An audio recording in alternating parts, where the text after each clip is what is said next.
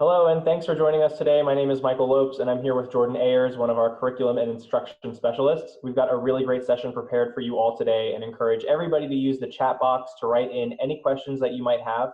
You can post them publicly or private message them to me at any time during the presentation. And at the end, we have some built-in time to answer any questions that you guys might have. We really appreciate everybody taking the time to complete our wellness check that went out last week. There were two big things that stood out to us. One was, of course, Google Classroom and how to make that an effective learning environment. And the other one was monitoring and accountability. So stay tuned because we'll be doing future trainings on that as well as other topics. To stay up to date on all of the trainings and virtual sessions we'll have available, make sure to check out our remote learning resource page and subscribe to our blog and other social platforms. It's clear that Google Classroom and LMSs in general are top of mind for a lot of us right now, so we're really excited to talk to you today about how easy it is to set up a high-quality lesson for students using Google Classroom. As many of you know, Classworks has over 7,000 activities and more than 1,500 hours worth of direct instruction, but what's really great is that this content was all designed to deep link within Google Classroom and your other LMS systems. So essentially, everything can stay in the same place. Today, we're going to walk you through exactly how easy it is to not only add Classworks content to Google Classroom, but make a robust instructional plan using Google features and Classworks together. We'll be going over building a high-quality lesson, adding two types of Classworks activities. That's the classroom math and reading, and also custom activities. We'll go over grading, best practices for remote learning, and then some next steps that you can take. We can already see that you guys are doing some really fun and innovative things through technology, like online scavenger hunts, virtual field trips around the world, TikTok dance videos, the list goes on. So we know you guys are getting creative with at-home learning, and we want to continue to tap into that creativity as we walk through making online instruction as rigorous and resourceful as we can. So without further ado, I'm going to turn things over to Jordan, who's going to walk us through building our lesson plan. Take it away, Jordan. Awesome. Thanks, Michael. Hey, everyone. Thanks so much for joining us this morning. What is your goal with Google Classroom? A really dynamic one, right? What you do in the classroom can't be replaced, but we can use technology wisely to create a lesson that's engaging and helpful so your students don't miss a beat. Since this is somewhat the new normal, I'm going to think through exactly how I would go about planning a lesson in the classroom, but upload it virtually. What we're going to do in today's session is to create a high-quality ELA and math lesson and address the different pieces of content you'll want to include. Thinking about the end in mind, what are the skills they need to master as standard? What are familiar ways your students find help? All these components can be added to Google Classroom. All right, let's get started. So let's walk through building a high-quality lesson. Break out the pacing guides and find your focus for the week. Some states like Alabama have put a focus on critical standards. If that's the case for your state or district, then emphasize those when planning for virtual learning. The standard I know I'm going to be working on this week is context clues. So using our standards document, which can be found at help.classworks.com, I'm going to search for the standard I want to teach. So within this document, I can see every standard matched to a reading passage, and the same goes for differentiated math problems, which will be my next lesson right after this. So after searching through this content, I have found two passages that address context clues. And this is a perfect practice on this standard, and I can also continue to focus on this skill next week. So if I actually click on the activity link, it'll launch the teacher view, and I can also see the printable resources, rubrics, and teacher resources as well. So the classroom integrated reading assignments utilize grade level passages which build reading stamina and have multiple choice and short answer responses. These tasks are structured to support closed reading strategies and are designed for students to highlight and annotate text. The passages are a mix of informational and fictional text covering a variety of fun topics. As you know, closed reading strategies start with a whole group read aloud. So do that with a video. A simple read through with a mini lesson will be so impactful for your students. It's really reassuring for your students to see your friendly faces during these times. The classroom is a child's primary community, reminding them that they are still your students and a valuable part of the classroom is vital. In this video, I'll address other ways to support my students with reading comprehension, like identifying any additional vocabulary words that are anticipated to be missed. All right, so here is a video, a quick look into the video I made with Zoom. Hello, boys and girls. I hope you all are having a lovely Monday. I wanted to start off by saying that congratulations, you've made it through another week being at home. And I know it's hard because I miss you all, and I'm sure you all are missing your friends and your community at school too. So today I'm really excited to talk to you about context clues. We've talked about context clues a few times throughout the year, and I want you just to think through, what is context clues? Well, when you think about context, it means where it lays with something, where it is in relationship to something. Like, I'm in front of my computer, so in context, I'm in close in context, and I'm in front of it. When we look at words that we don't usually know, we need to look at what's around it or in context to that word and help determine what the meaning of that word means. Sometimes the author may give us a definition, they may give us a synonym, they may even give us an antonym and tell us what it isn't. See, that wasn't so bad. So you can actually access Zoom from our remote learning resources page, and it can even be recorded on your phone. Really, don't stress about making the video. When recording, the video doesn't have to be complicated, just cover what you deem necessary. Okay, so you can add as many resources as you want to Google Classroom. One thing I always use when teaching were anchor charts, and my room was covered in them. So that's something comforting and familiar to add for the students, plus it's a valuable resource. I also know an additional worksheet practice is important. You can find worksheets online, of course, but you can also upload a photo from your curriculum or Basil reader. If you have an iPhone, you can actually use a scan feature in Notes and send it to your email. How neat is that? Once I've collected all of my resources, I'm going to upload those to Google Classroom. Follow the logical order when uploading that mimics your usual introduction of concepts. I'm taking a moment to say this because it's not very easy to rearrange assignments and resources in Google Classroom, but Google Classroom is quickly adapting, so it's actually getting a little bit easier last time I tried. So let's see what that looks like in my Google Classroom. All right, so here is my Google Classroom, and I'm going to actually go into the Classwork tab. So the first thing we want to upload is our direct instruction and resources that the students will see before any activities. In Google Classroom, these are labeled as materials. So we're going to click Create, and then click Materials, and then click the Add button. So there are a variety of places you can add content from. If it's on your computer, you're going to want to click File. You can actually add more than one files at once, which is kind of nice. So there's my video, and I need to also add one more anchor chart. So I'm going to go over here.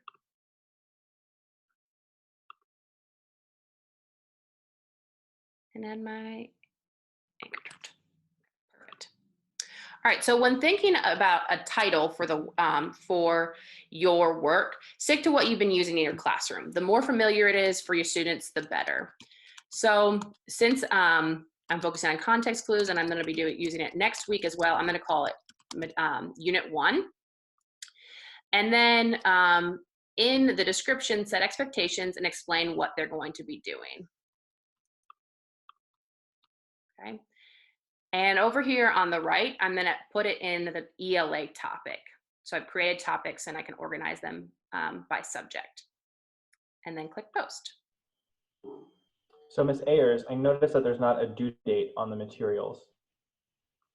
Yes, so that's the difference between materials and assignments. So materials do not require a due date, but assignments you can. So that's a great question, Michael. Let's actually, we're going to upload a worksheet and I'll show you how to add that due date. So since I want to call this worksheet an assignment, so it'll be the same process. You can title it Context Clues Unit 1 Worksheet. And I'm going to click Add, File,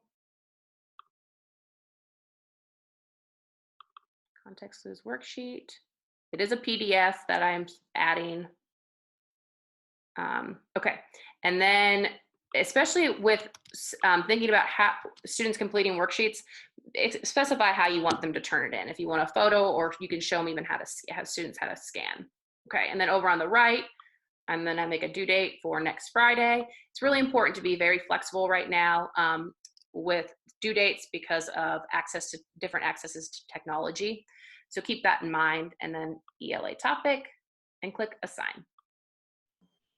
And just real quick, Jordan, I just want to butt in for a second because I see we have some questions coming in about using worksheets. Yeah, it's way easier to use the custom instruction and classroom instruction we're about to show you in Classworks, but keep in mind that there are a lot of districts around the country who are still requiring their schools to provide worksheets, and that the students are needing to upload those back into Google Classroom. So it's still a really valuable resource to have, and makes a really big impact on your high quality lesson plan. Absolutely. Okay, now to embed Classworks into Google Classroom, we want to go over to our Classworks website, okay? And what we're going to be doing is we're going to be adding via the instruction tab.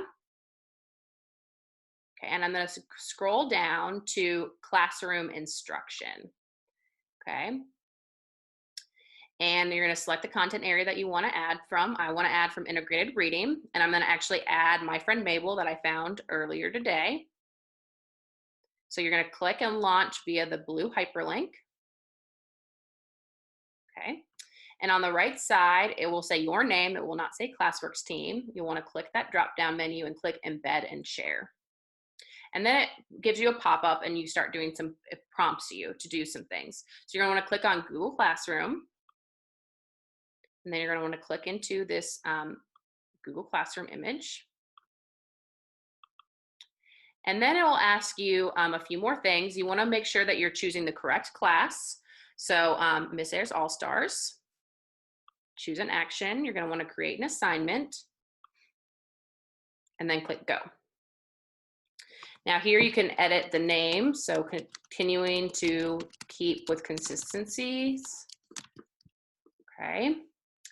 Then with this, since there is annotation and highlighting, you really want to be explicit on what you expect students to be doing with this rigorous content. And then on the right side, you want to make a due date. If you want to have an end time of what time, and the topic is ELA. And then click assign. Okay, great. So that is what is the goal with classroom instruction. But what we can also do is we can also assign another type of Classworks instruction, which is called custom instruction. So keeping in the instruction tab, we can assign custom instruction. And what custom instruction is, it's a bank of units that make up our individualized learning plans. These are equipped with engaging mini lessons for direct instruction, games, and activities to apply, review skills, and even a quick quiz to determine mastery, and which can be used as a formative assessment. So this is perfect content for additional practice on context clues, and it's the same exact process to embed for classroom instruction as it is for customized instruction. So what we're going to do now is go to create new. I'm going to choose the subject. You can search by grade and by standard. Language, vocabulary. Here we go. And then I click into this blue hyperlink and launch the activity. And over here on the left, just so I know what all is a part of this customized instruction, I have a mini lesson, I have 2 activities, and then I have that quick quiz. Go over to the right and click embed and share. Google Classroom again. Loading up. Okay, great.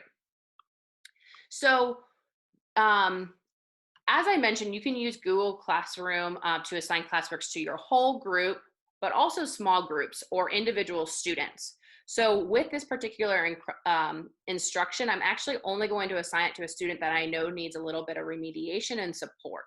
And just like remediation, you can also assign custom instruction for enrichment tools as well.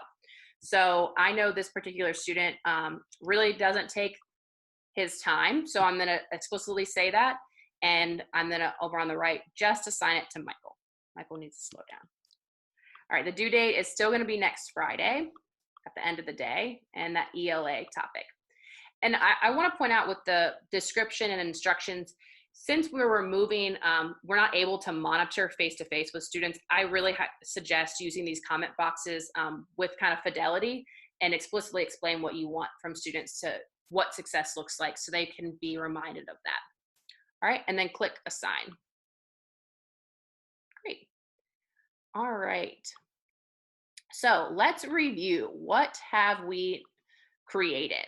So we now have, if I go into my classwork tab and I scroll down, I can see everything that I have created in ELA. So the student has a video for direct instruction, a worksheet, 2 types of classworks instruction, a rigorous reading passage activity with engagement tools, and a skills-based activity that will allow students to interact with the skill in multiple ways to reach mastery. There's also an anchor chart to use as a reference. So this is everything that my students need to be successful. These resources will be helpful for parents as well, which they'll thank you for. So actually, if I want to adjust any of these, I can rearrange just like this, which is, like I said, a very new feature in Google Classroom.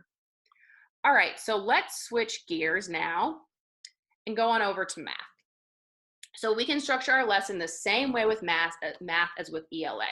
I can also search and find the math standard document the same way I did for ELA. So the difference between this standards document, though, this one also has Khan Academy support videos, which were really helpful to instruct students and assist parents.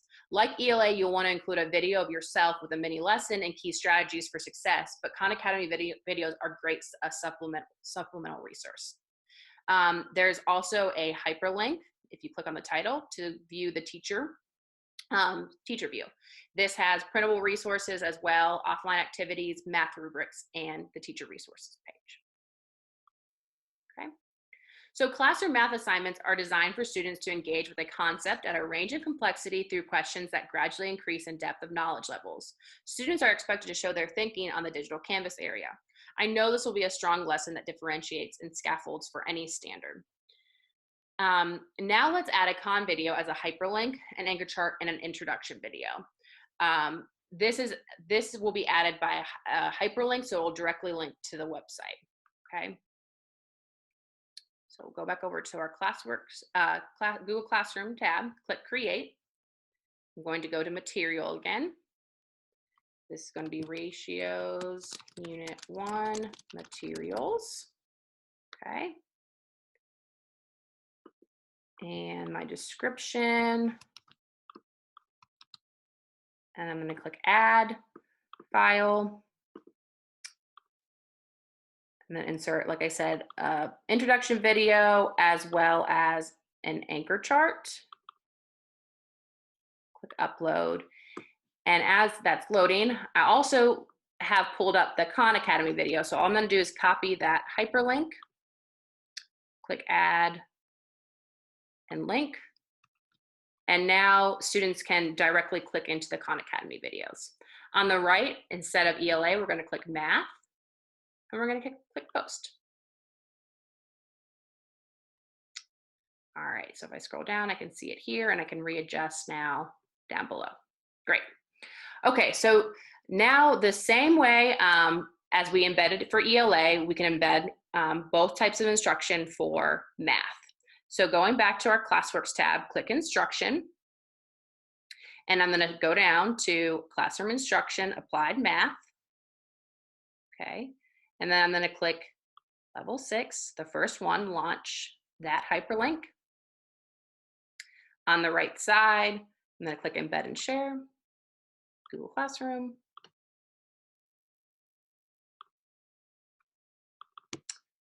All right, and I'm going to assign this to everybody.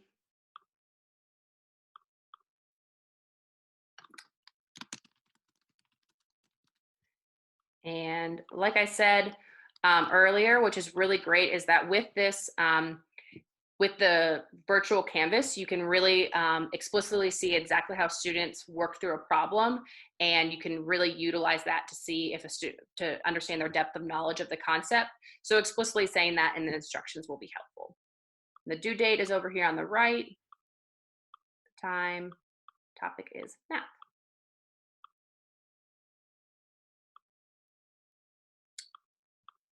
All right, great. So the beauty of utilizing classroom math is that this takes up the bulk of the lesson. It's now relatively easy to think through what additional resources would be needed.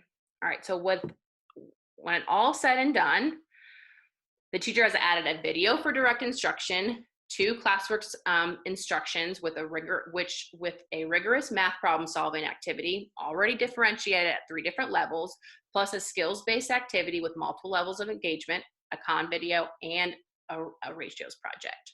I feel a huge relief knowing that my students now have rigorous work and resources to help them be successful. What's more, with Classworks instruction, and teachers have insight into student thinking as they work through their activity. Michael, as our all-star student today, would you mind showing these lovely teachers what the student sees in Google Classroom? I would love to. Before we do, I see we have a question about differentiation in Classworks. So the beauty, again, more beauty to add to the beauty that's already there. The classroom math problems already are differentiated at 3 levels, like Jordan says. So the students can work through 3 different problems within the same standard before they get to a critique and precision problem. So when we show you guys the canvas, you'll be able to see the students work on each one of those 3 levels of differentiation. But let me share my screen. So this is what the student would look at as soon as they logged into Google Classroom. We can see we start on the Stream tab, which has basically everything that our teacher has posted for us, whether it's an update or a new activity or just a post that they want to share with the class. The easiest way for students to navigate to their activities is through the Classwork tab. So in the Classwork tab, I can see all of the activities that I have due for each subject. So let's take a look at this activity right here. This is My Friend Maple. This is the activity that Ms. Ayers just assigned to us. So as a student, I want to launch this activity directly from my Google Classroom. So I'll click on the activity, and in the next screen, it'll launch it. So I want to click Start, and then I can begin working through the activity. So since this is one of our classroom reading activities, it's going to give me this big passage, and then I'm going to answer my text-dependent questions before going over to my written response. So if I was a student, I'd be taking my time, of course, answering these questions to the best of my ability. But just for the sake of time, I'm going to speed through, which will reflect on my time of task score that the teacher will be able to see, by the way. But I'll type my written response. And then I'll go to Submit. So this is the super important piece for your students, and this is definitely something that you'll want to work with them with, maybe include it in that introduction video that you attach to your lessons. But when the student gets to this screen, this is actually not the last step. So even though it says your work has been turned into your teacher, the student actually has to attach their scores back to Google Classroom from the scores page. So what they'll need to do when they get to this screen is click on the button that says Close, and then they can view their scores. So what's going to happen when the student shares this back to Google Classroom is that this entire screen is going to be shared with the teacher. So the teacher could actually look through and see what they scored. They could click on the text box and expand it and see the student's written response.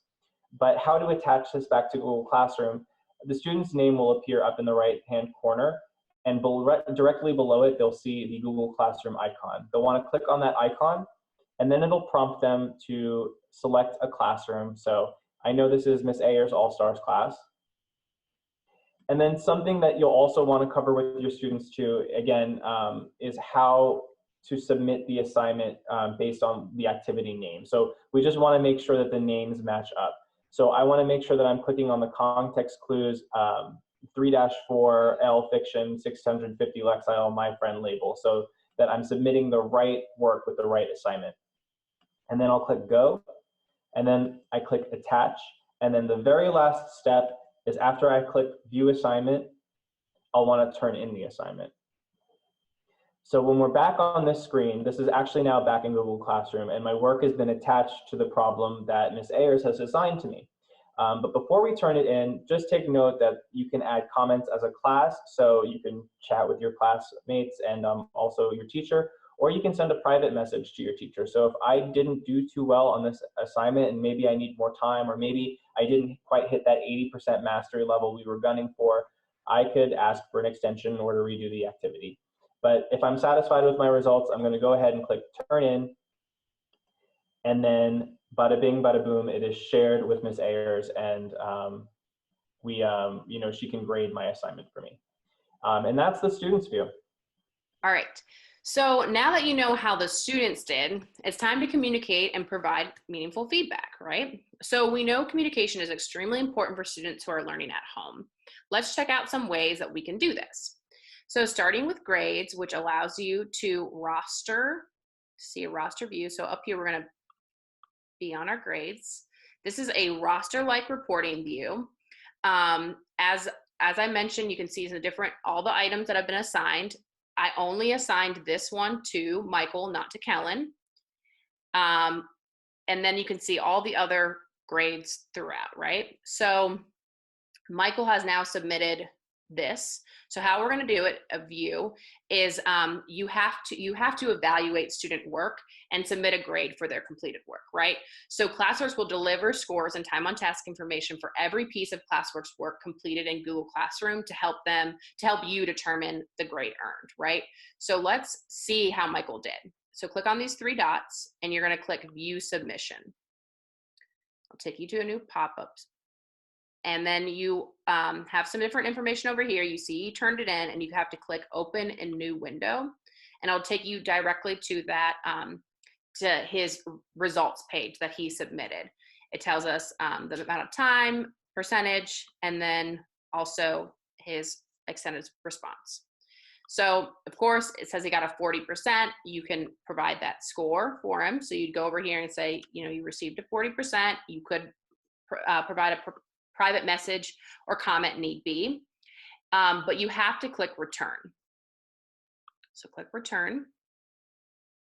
If you do not return a student's work, what it'll come up as a draft. So now that I've just submitted it, it has to reload to think that through. But let's also see what it looks like from another view. So I clicked up on that assignment detail, and if I click into Michael's results for the ratios project, it tells us he did a really great job. And now I can actually click in and see how he utilized that whiteboard canvas. So he did a really excellent job, and consider even screenshotting this and using this as an exemplar work. Get creative, with what you want to share to students. Okay, so so those are a few different ways that, like I said, you can see and grade, but you definitely have to evaluate it and submit it. So if I go back now, click over here, I'm going to continue through this navigation bar. Let's go to people. And if you click into people, you can see who's teachers and all the students involved. I click into Kellen, I can see all of her assignments. I can see the different attachments and comments that we have exchanged between each other. Okay. Next, we have Classwork tab, which is a really nice organized way of all of your assignments that you've posted. Okay. Next, we have our stream. And our stream is like a message board. Okay. You can post announcements and continue community engagement. We all know students miss collaboration and group work. So consider posting follow-up questions and having students discuss. So for instance, for my friend Mabel,